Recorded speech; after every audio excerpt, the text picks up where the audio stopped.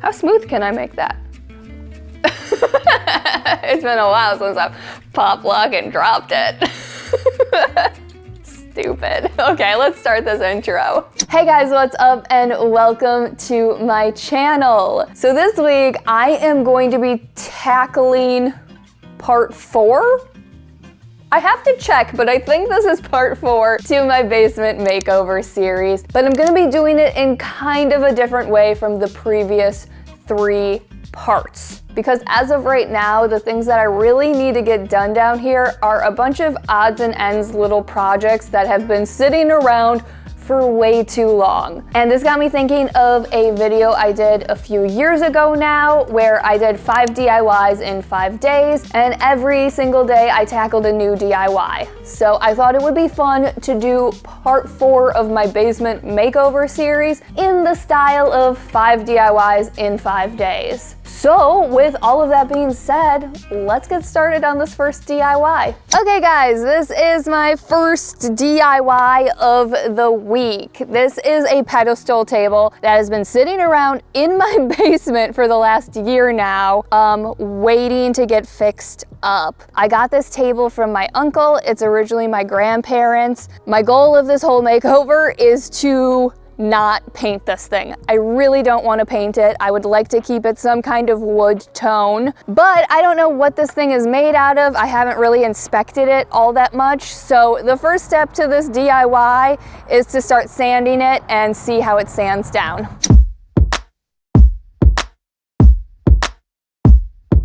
Okay, she is sanding down beautifully. This girl is solid, which is what I like to see. So I'm gonna go quickly grab my belt sander so that I can get through this top section real quick, and then I'll use my orbital sander, and I'll be doing a lot of hand sanding on all of these details. So let's get through this top so that I can spend the next several hours sanding all of these details by hand.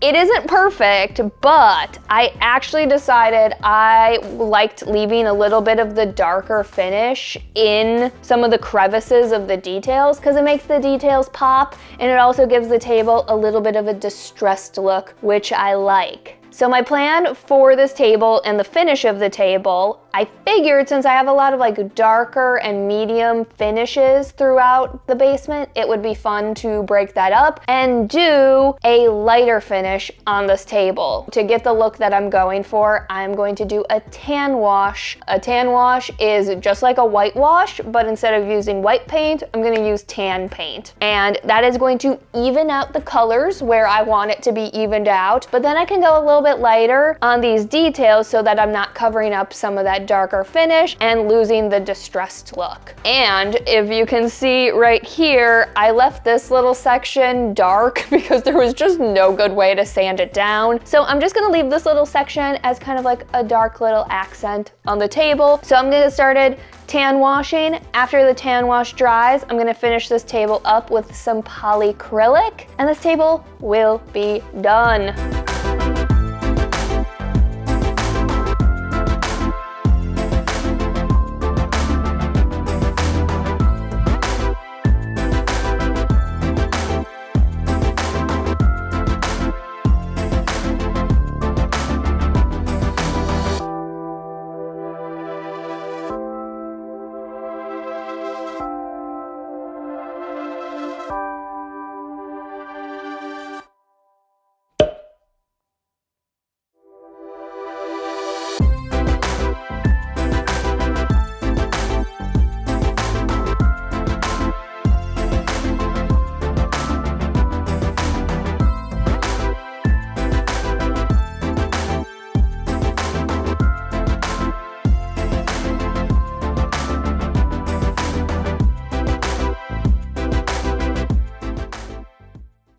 It's day 2, and next up is working on this little table right here. I just got this a few days ago off of Facebook Marketplace, and I'm obsessed with it. The marble top with the wood details and these handles, I love it. And the reason I got this little like cabinet dresser thing is because I needed a place to put our turntable. Before I got her into the space, I thought I was going to do a lot more to fix her up. But now that I have her in here, I don't want to change her up too much, but she does need some cleaning up and she needs some fixing up. There are some parts that are really loose that I've got to glue. There's lots of like cobwebs and dust and stuff that just needs to get wiped down. And I know you can't smell her, but I can, and there is a funky smell coming off of her. She is definitely musty, dusty, and crusty. So we're gonna take care of that smell that you can't smell, but I can. So I am going to move her outside so I can start cleaning her up. So to kill the smell, I am going to take a little tip or trick out of my theater handbook. So when I used to work in costumes and in wardrobe, how you clean costumes that can't be just washed in a washer in between shows is by spraying it with watered down vodka. The vodka basically kills the smell, kills the bacteria without just masking the smell like Febreze or something like that does. So a few years ago, I decided to try watered down vodka on furniture to see if it works and to see if it kills the smell, and it does. So I'm gonna spray all of the drawers with this watered down vodka and then also let them sit in the sun, and between the vodka and the sun, that should kill the smell.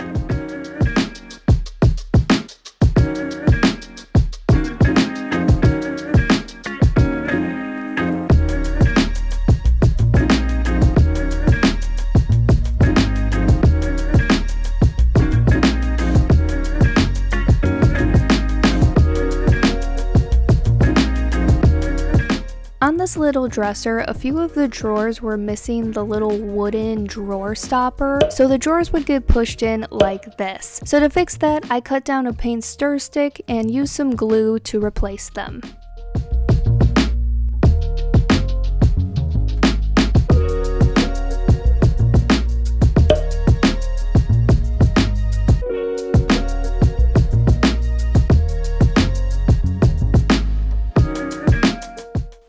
Okay, I know it isn't obviously like the craziest transformation I have ever done, but she looks so much better. Conditioning the wood and just making it so that the drawers stop at the right place has made such a difference, and it was so quick and easy to do. The final thing that I'm going to do to finish up this piece is add some peel and stick wallpaper to the inside of the drawers to just clean up the way they look a little bit. And if you saw my guest bedroom makeover for down in my basement, this peel and stick wallpaper is going to look very familiar.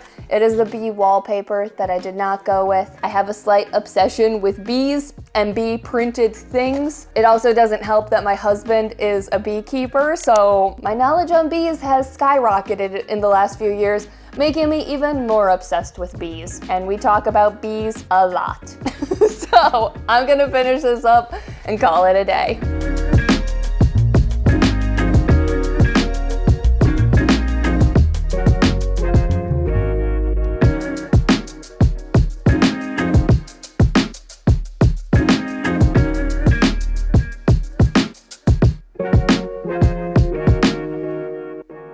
I'm sure you can tell what today's DIY is going to be. Can you tell? Can you tell?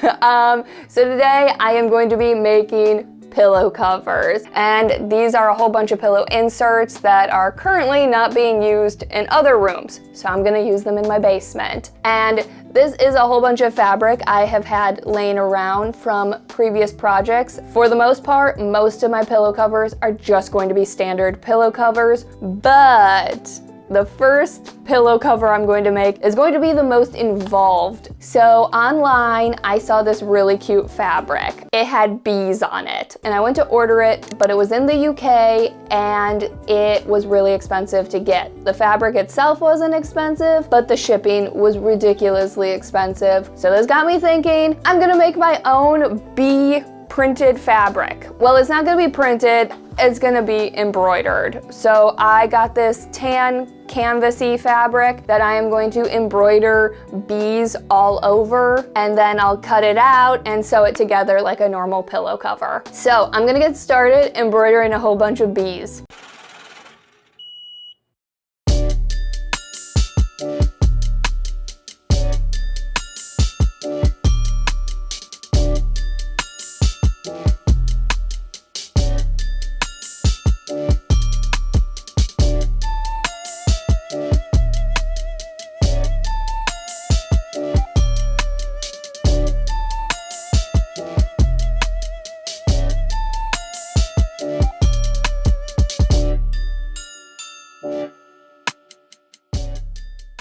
I like how I said all of these pillow covers were going to be standard pillow covers and then proceeded to make a complicated and very time-consuming cover. But it was worth it because this bee pillow is so freaking cute, and I posted a little sneak peek on my Instagram and had so many people reaching out to me asking where I got the bee pillow, so I think this embroidery was definitely worth it. And now I have to make a second one because Jordan has requested his own bee pillow.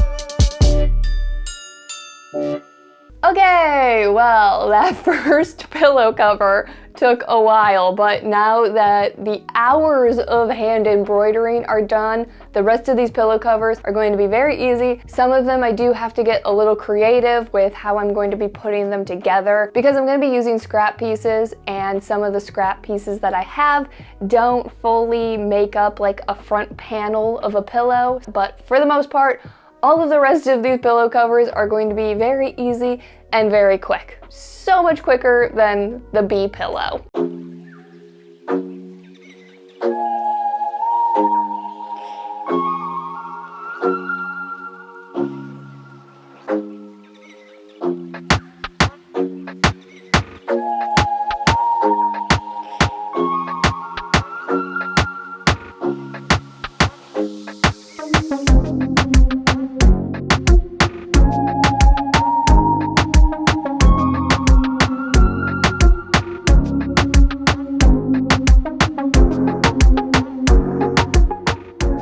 For this black window pane pillow, even though I had plenty of fabric to do one solid piece for the front of the pillow, I thought I would have a little bit of fun with the pattern and make it more visually interesting by splitting up the front of the pillow right down the middle. So on purpose, this pattern doesn't match up on the front.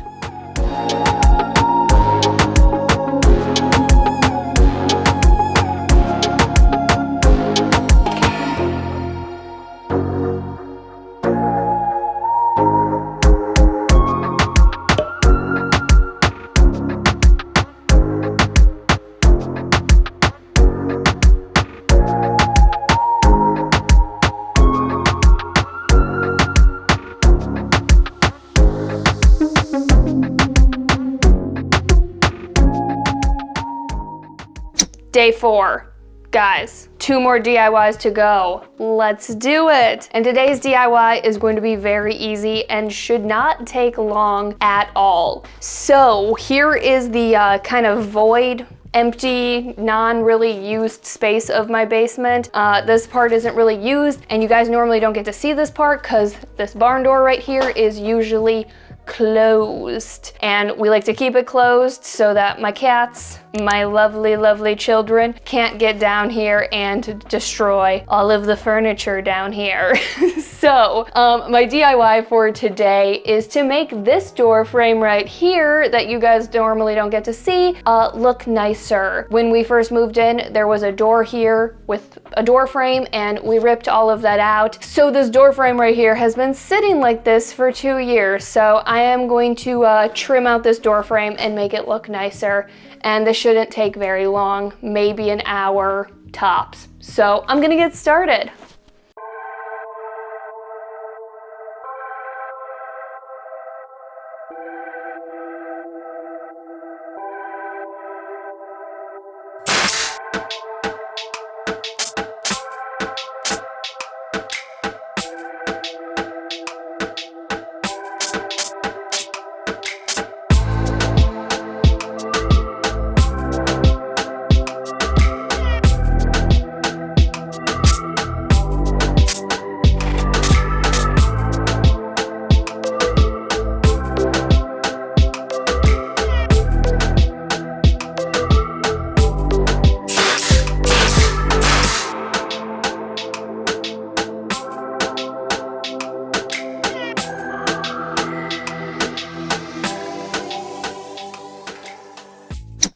Do I want coffee? Yeah, I'm gonna make some coffee after this. Okay.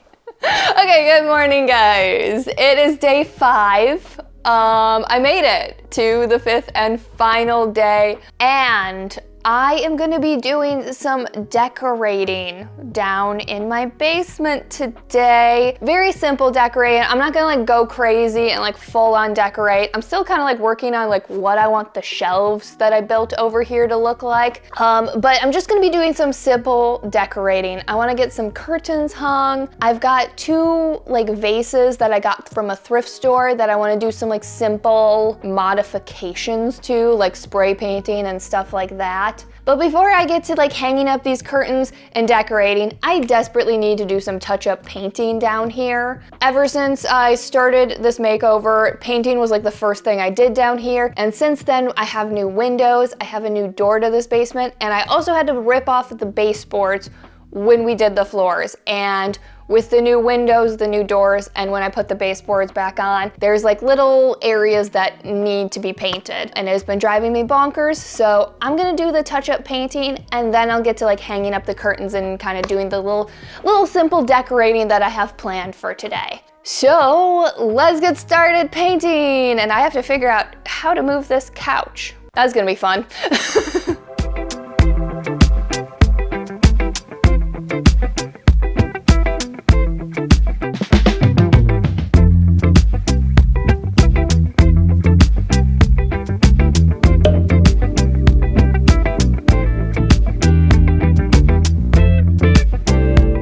Okay, it feels so much better down here now that all those areas are touched up with paint. It was driving me crazy, and now it looks so much nicer.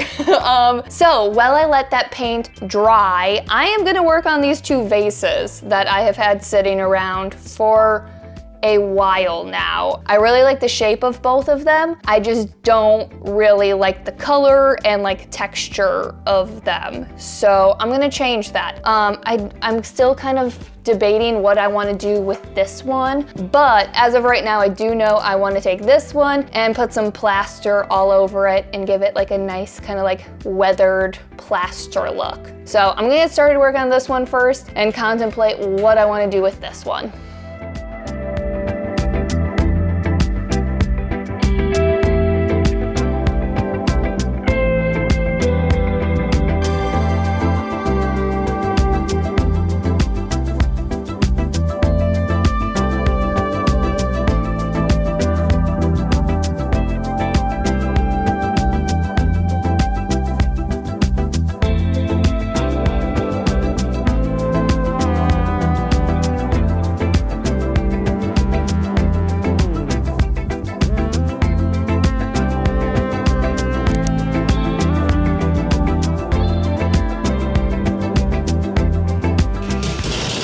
So I decided pretty quickly that I don't like these curtains in this space, and I'm tossing around two different ideas. The first option is just taking these curtains down, using them somewhere else in my house, and getting some new curtains, maybe a pattern or something like that. And then the second option is taking these curtains and dip dyeing them to either a tan or light brown, because what I don't like is the white. It's not giving me the warm, cozy vibe I am going for in this room, but as of right now, I just left them up until I make up my mind on what I'm gonna do.